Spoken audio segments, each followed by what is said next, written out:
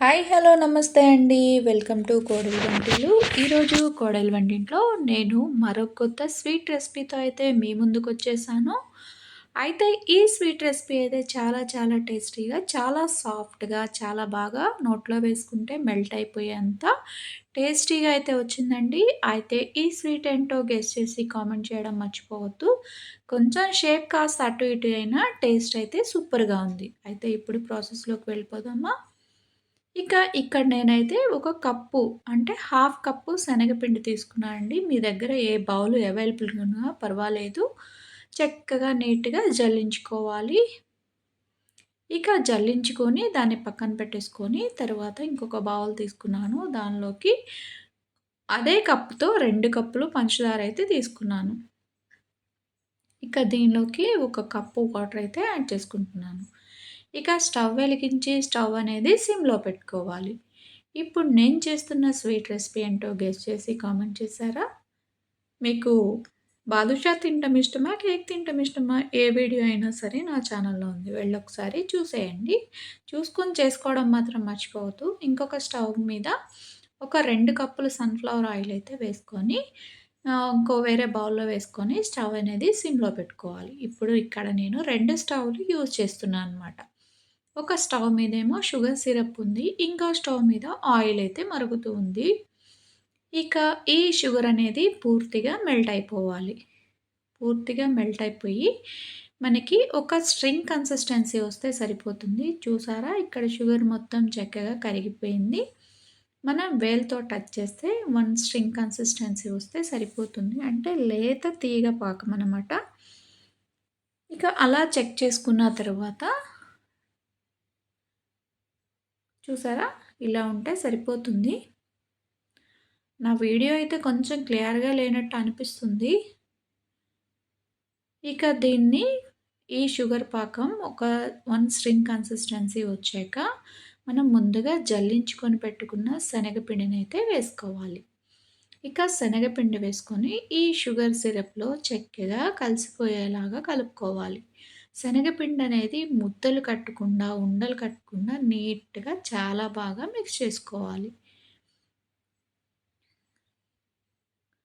ఈ సైడ్‌లు కూడా అంటుకున్న పిండనేది అక్కడ అతుక్కుపోతుంది. అలా అతుక్కుపోకుండా, అంటుకుపోకుండా ఉండాలంటే మనం గరిటెతో కంటిన్యూయస్‌గా కలుపుతూ ఉండాలి.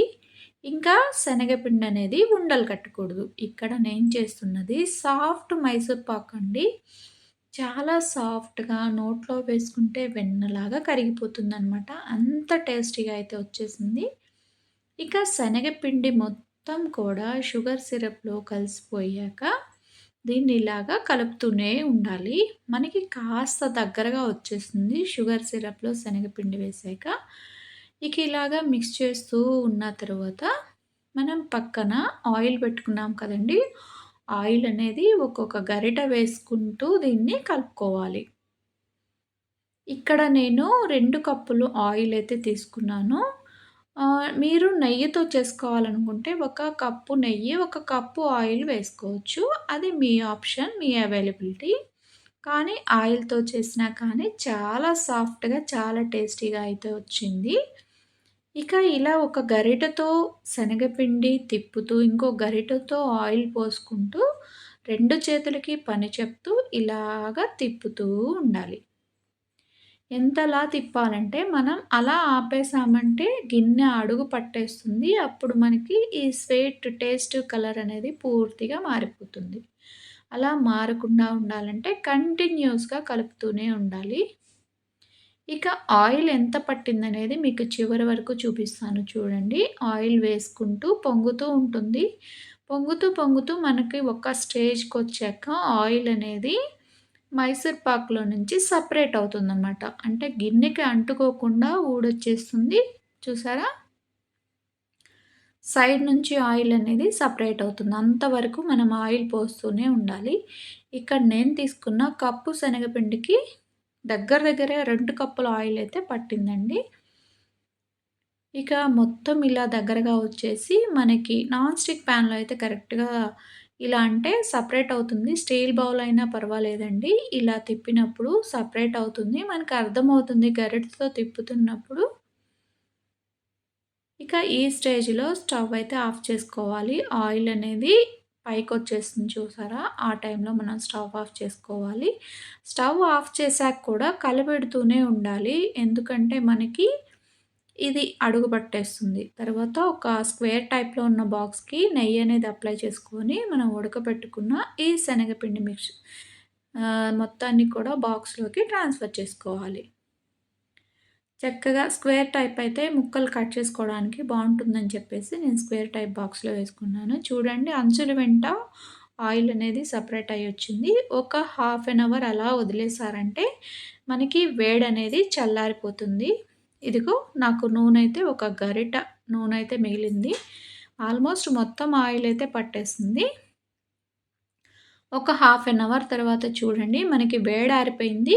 కానీ ఇందాకంత వేడి లేకుండా ఉన్నప్పుడు కొంచెం వేడిగా ఉంది. అప్పుడు మనం నైఫ్‌తో ముక్కలకి ఘాట్లు పెట్టుకోవాలి. ముక్కలుగా కట్ చేసుకోవాలి.